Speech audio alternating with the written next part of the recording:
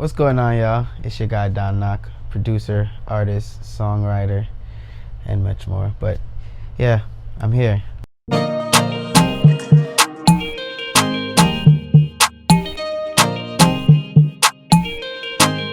What first got me into music? So I don't have one of those beautiful, I used to grow up and my mom used to blast music in the crib mad loud, or my grandfather played the drum. Nah, it wasn't any of that at all.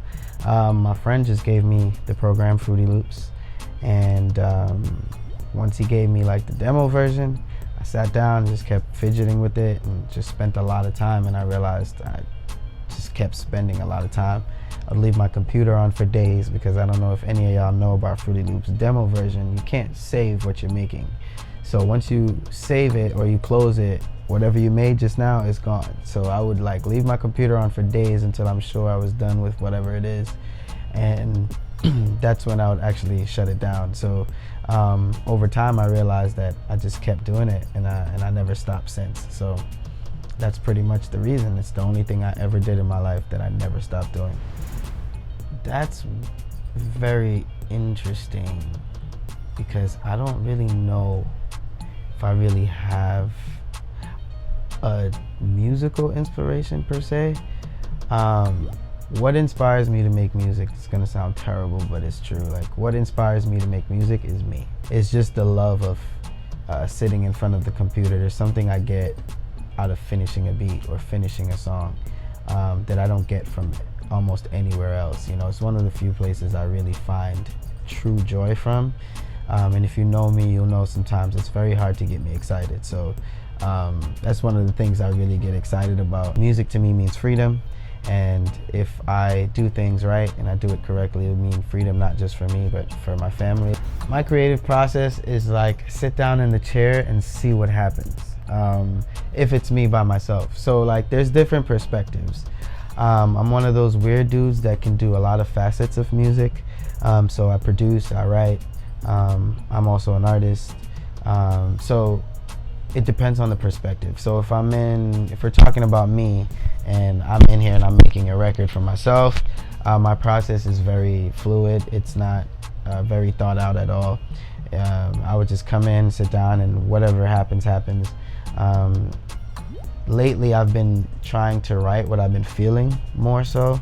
So, you know, depending on what I'm going through, I try to channel that through the music, or vice versa. Just like if I'm not in a good mood, maybe I'll try to make something happy to take me out of that place, and then go from there. But I don't like to limit myself unless it's something for someone else. But now if we're talking about me working for another artist, you know, I would try to listen to what they're currently working on, and then I would stay there but give them something different, right?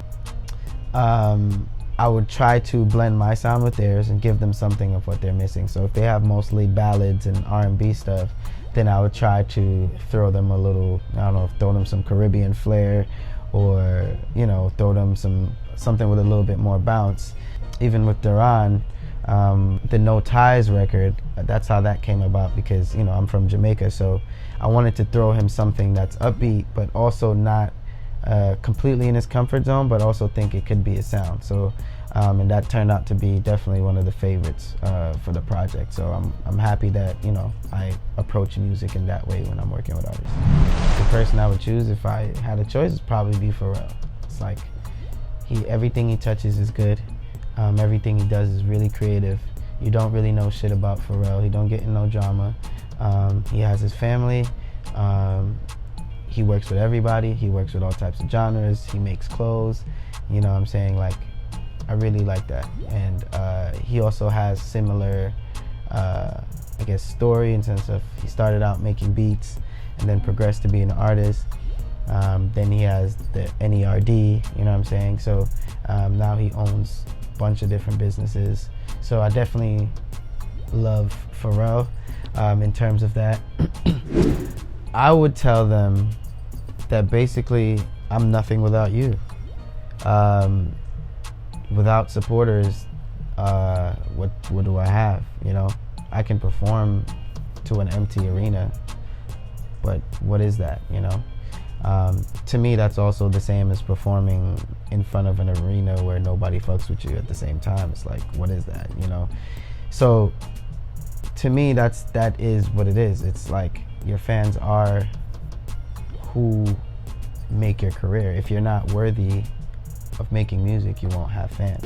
Lately, I've been thinking a lot. I went to Jamaica for 2 months earlier this year, and my next project called Rooms that's coming up is really heavily influenced by Jamaica, and a lot of the music that I'm putting out is heavily influenced by Jamaica. When I went back home, we shot videos out there, we hired local talent, we worked with local models. How great that felt to go back home and give back to what gave me everything, if that makes sense, right? How dare I sit here and make this music influenced by this place and not at all pay homage or give back to that. A lot of people are making Afrobeat music, never been to Africa, don't got an African friend, never tried jollof rice, you know what I'm saying? And they're out here making Afrobeats, and I think that's wrong personally. I do make Afrobeat as well, but how did I start making Afrobeat? I met a Nigerian artist, we collabed together, started going to parties with him, he put me on a jollof, you know what I'm saying? Now that's one of the homies, like, he's a very good friend of mine. And we do a lot of work together. So, and God willing, hopefully I'll be going to Nigeria in December, God willing. So we'll see how that goes.